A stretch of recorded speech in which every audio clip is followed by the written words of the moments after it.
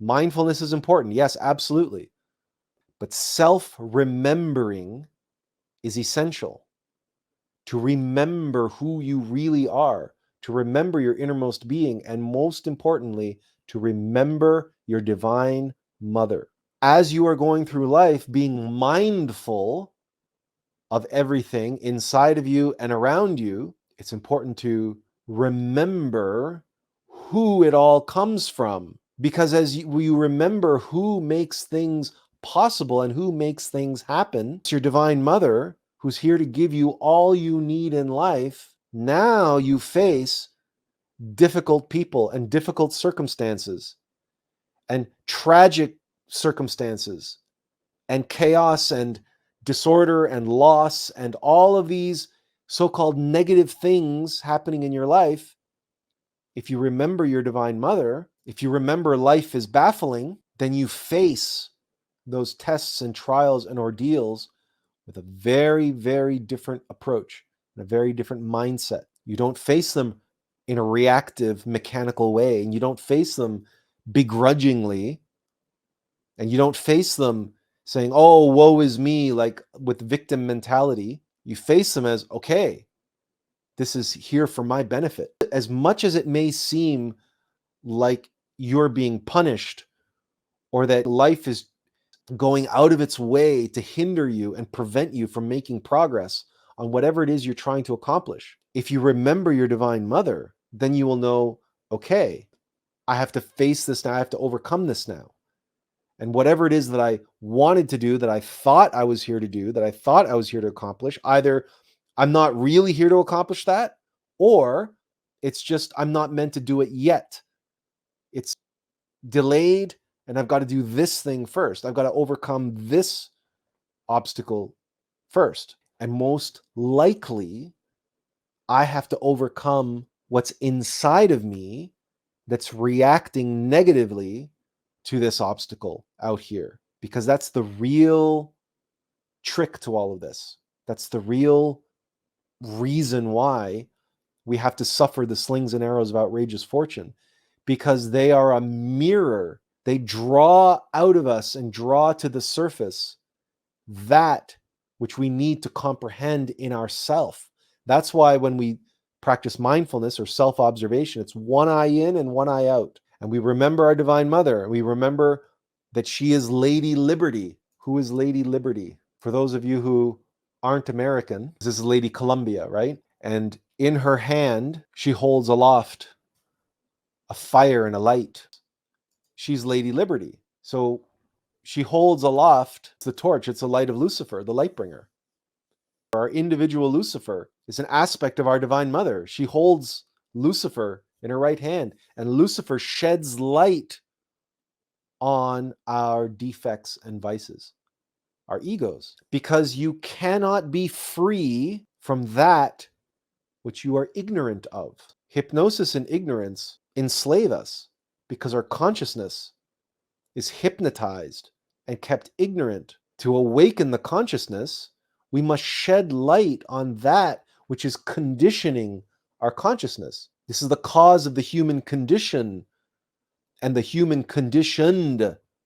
So in order to liberate ourselves from the causes of our hypnosis and ignorance and the causes of our suffering, because hypnosis and ignorance is the basis for suffering, then we have to shed light on the elements that are responsible for our hypnosis and ignorance. That light is Lucifer, the light bringer. That's the torch held in the right hand of our divine mother, Lady Liberty, Lady Columbia. And what does this light of consciousness avail ourselves to?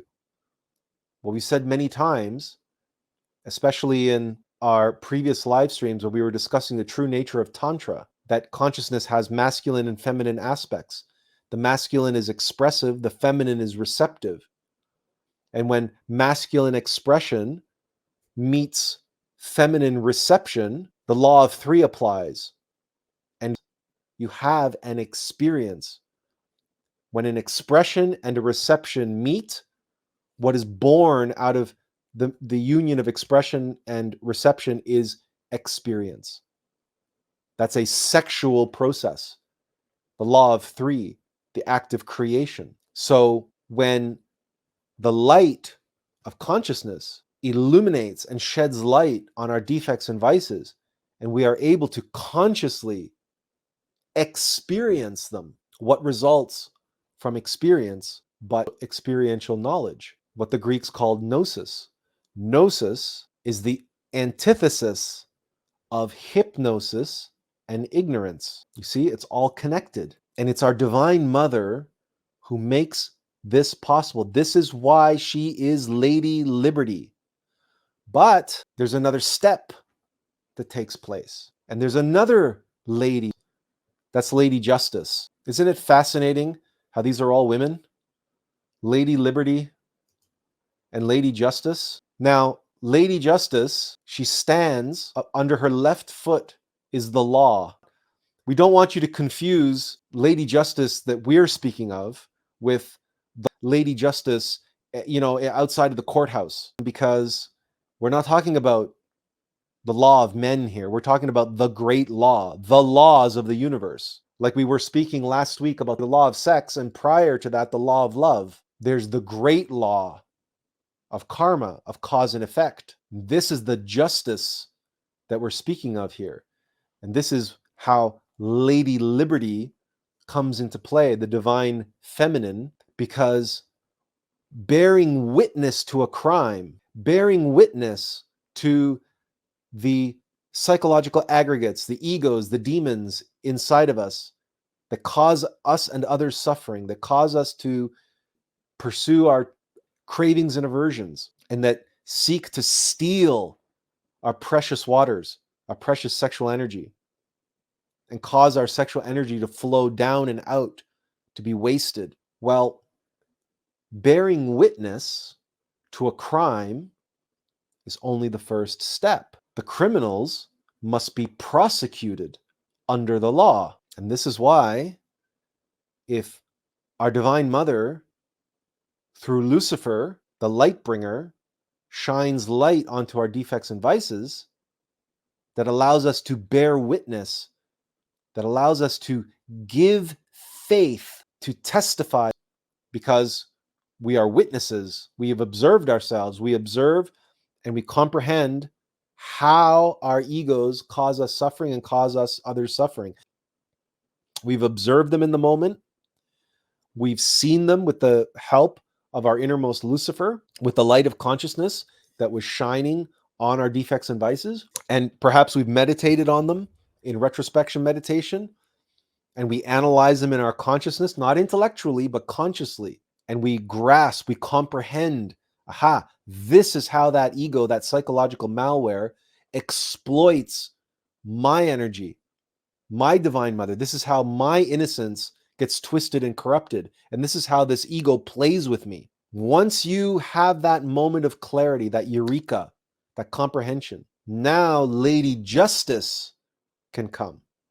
And we've described this in past live streams, so we'll do a more condensed or shorter version of it, where you go into meditation and you visualize a courtroom. You are the prosecuting attorney. The accused is the ego that you've comprehended.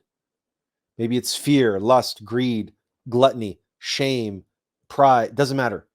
Whatever ego, whatever it is that you are analyzing, that you are observing in yourself, and you witnessed and you comprehended that, you had this flash moment of insight thanks to your innermost Lucifer, then you now can bear witness and testify. Now it's up to you to prosecute before Lady Justice, who holds the scales, right? That holds the scales of balance. And she has her sword in her right hand, right? This is a clue. And in the seat of the judge, you have Anubis, and in the jury are the lords of karma. And you can visualize all of this in meditation, and you present your case as prosecuting attorney, and you share and you grasp and you visualize and you express everything that you have witnessed, that you can testify to. You give, and the jury and the judge pass judgment, and they declare the ego guilty. And now all that remains is for the ego to pay the price, for the judgment to be passed, and for the ego to essentially be executed. Now, who does that?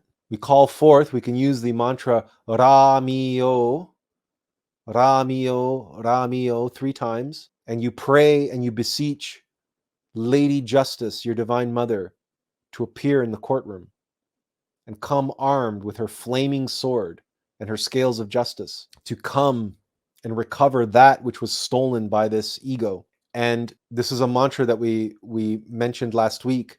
The mantra is Krim, Krim.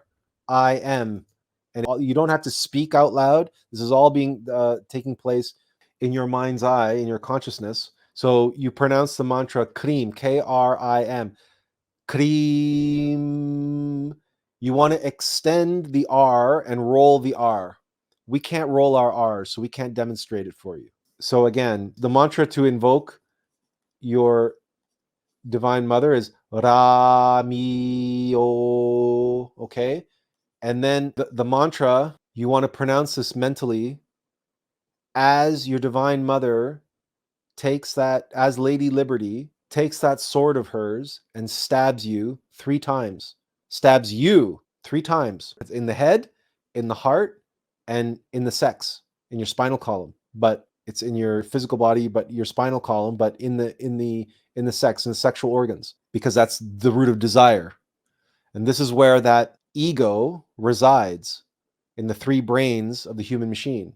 In the intellectual center, the emotional center, and the motor instinctive sexual center.